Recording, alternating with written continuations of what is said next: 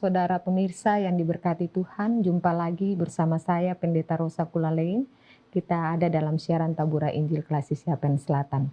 Kita akan belajar bagian kebenaran firman Tuhan. Pembacaan firman Tuhan terambil di dalam kitab Kudus Perjanjian Baru, Markus 9 ayatnya yang pertama. Sebelum kita membaca bagian dari kebenaran firman ini, mari kita bersatu dalam doa, kita berdoa. Bapa kami dalam kerajaan sorga, di saat ini kami ada dalam siaran Tabura Injil Klasik Siapen Selatan. Kami akan belajar bagian kebenaran firman-Mu. Firman-Mu terpilih di dalam kitab Kudus Perjanjian Baru, Injil Markus 9 ayatnya yang pertama. Sebelum kami membaca, merenungkan dan mendengarkan bagian dari kebenaran firman ini, Tuhan menolong kami dengan kuat kuasa Roh Kudus agar kebenaran firman Tuhan ini dapat kami baca, mengerti, dan kemudian lewat kuasa Roh Kudus memampukan kami untuk melakukan kebenaran firman Tuhan ini dalam kehidupan kami setiap saat. Berbicaralah ya Tuhan kepada kami sebab kami siap untuk menerimanya. Di dalam nama Tuhan Yesus kami berdoa. Amin. Saudara yang diberkati Tuhan, bagian kebenaran firman Tuhan dibaca dalam Markus 9 ayatnya yang pertama. Demikian kebenaran firman Tuhan. Katanya lagi kepada mereka, Aku berkata kepadamu, sesungguhnya di antara orang yang hadir di sini ada yang tidak akan mati sebelum mereka melihat bahwa kerajaan Allah telah datang dengan kuasa. Demikian bagian kebenaran firman Tuhan.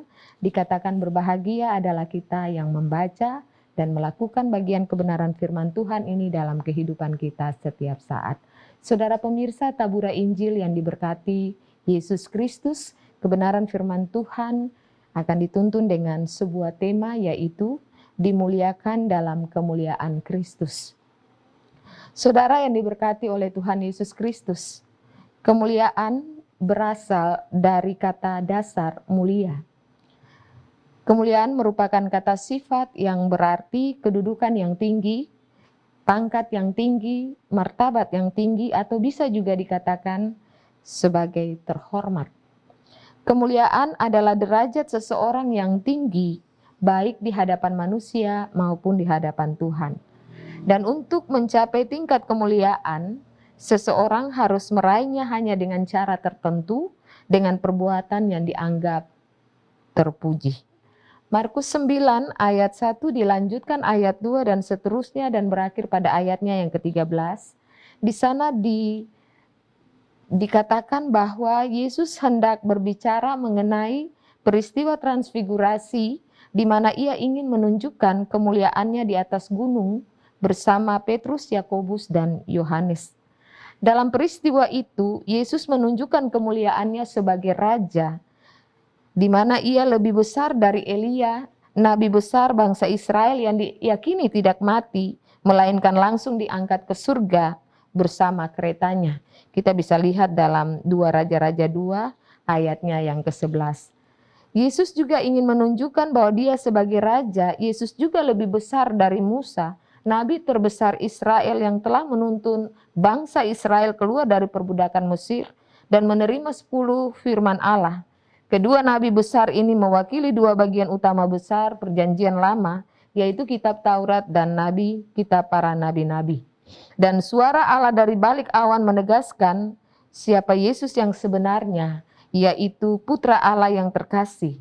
Nah, saudara yang diberkati dan yang dikasihi oleh Yesus Kristus, ketiga murid yang bersama Yesus itu telah melihat dia datang sebagai raja dalam peristiwa transfigurasi tersebut. Saudara yang diberkati Yesus Kristus, cahaya kemuliaan yang memancar dari wajah Yesus itu untuk memberikan pengajaran kepada para murid bahwa di balik peristiwa yang menyedihkan yang akan dialami oleh Yesus dalam peristiwa penyaliban akan membawa suatu kemenangan.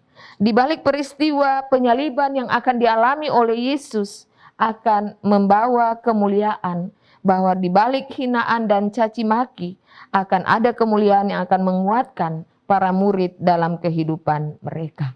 Saudara yang diberkati dan yang dikasihi oleh Yesus Kristus, tujuan transfigurasi atau Yesus rubah-rupa ini memberikan spiritualitas kepada anak Kristen atau kepada umat Kristen dalam sikap batin bahwa adanya sukacita batin, sikap pujian ketika mereka siap untuk mengikuti Yesus.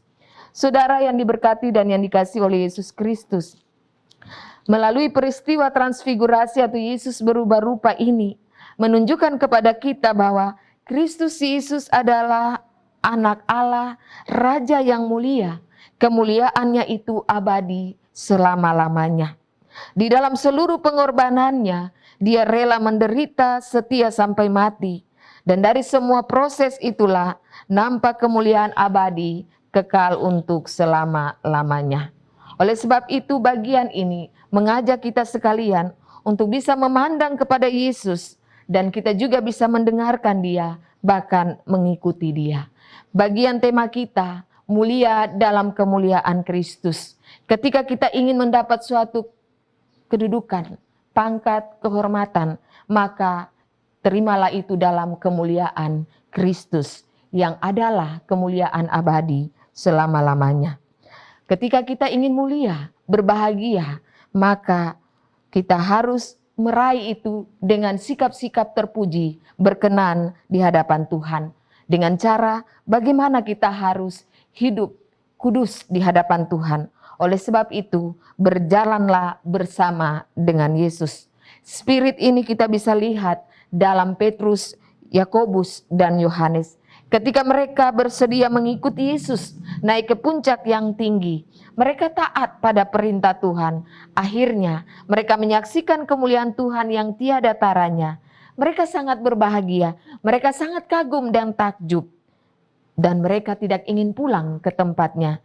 Mereka berkenan untuk mendirikan tiga kemah. Satu kemah untuk Yesus, satu kemah untuk Musa, satu kemah untuk Elia. Mereka sungguh merasakan kebahagiaan ketika mereka menyaksikan peristiwa transfigurasi di atas puncak yang tinggi. Oleh sebab itu ketika kita ingin berbahagia, maka berjalanlah bersama dengan Yesus. Ketika kita ingin berbahagia dan bersuka cita di dalam Tuhan, dengarkanlah dia. Lakukanlah apa yang harus kita lakukan sebaik-baiknya, seturut dengan firman-Nya. Maka kecaplah dan lihatlah betapa baiknya Tuhan akan nyata dalam kehidupan kita. Tuhan memberkati kita. Amin. Saudara yang diberkati Tuhan, mari kita bersatu di dalam doa.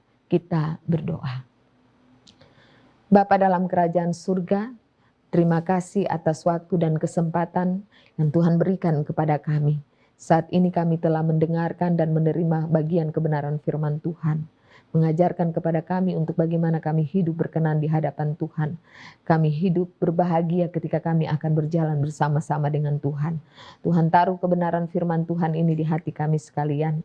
Dan mampukanlah kami untuk kami setia mendengarkan Engkau, taat kepada Engkau Tuhan. Sehingga dalam kehidupan kami, kesanalah Tuhan akan perintahkan kehidupan berkat untuk selama-lamanya. Berkati kami dalam kehidupan kami. Jauhkanlah daripada kami segala sak penyakit bara bahaya maut sekalipun Tuhan. Lindungilah kami senantiasa. Ampuni salah dan dosa kami ya Tuhan. Lalu ke dalam tangan kasih-Mu Tuhan, kami serahkan hidup dan kehidupan kami seutuhnya kepadamu Tuhan.